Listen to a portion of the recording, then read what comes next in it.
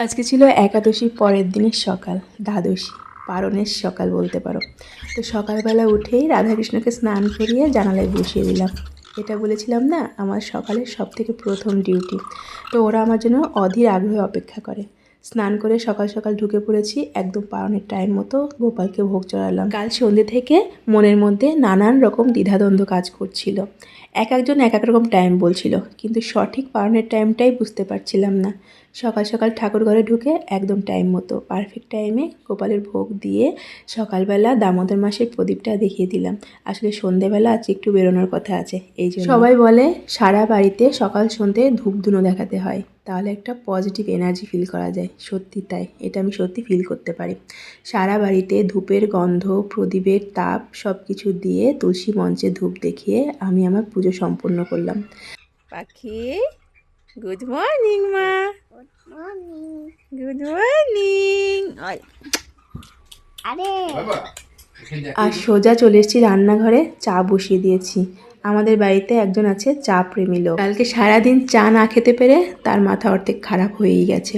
তো আজকে ভাবলাম স্পেশাল একটু দুধ চা বানানো যাক, যেহেতু কালকে সারাদিন চা খাওয়া হয়নি।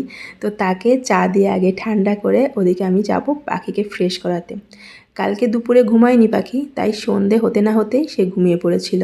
আর আমি রাতেও তাকে তুলিনি। একবার যদি তাকে আমি মাঝরাতে ট্রেনে তুলতাম খাওয়ার জন্য, সে পুরো রাতটাই আর ঘুমাতো না।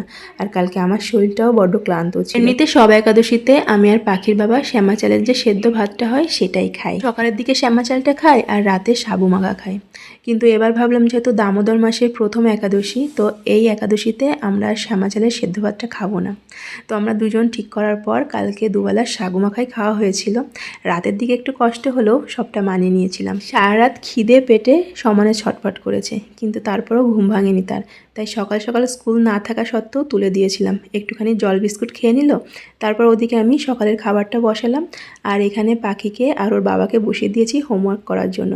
যেহেতু ভাইফোঁটা অবধি স্কুল বন্ধ, একটু বেশি করেই হোমওয়ার্ক দিয়েছে স্কুল থেকে, তাই ওদেরকে একটা কাজ দিয়ে আমি রান্নাঘরে চালে ডালে বসিয়ে দিয়েছিলাম। আজকে পারণে আমি এটাই খাবো সকালের খাবার হিসেবে। পারণের খাবারটা আমাদের চালে ডালেই হয় সকালের খাবারটা।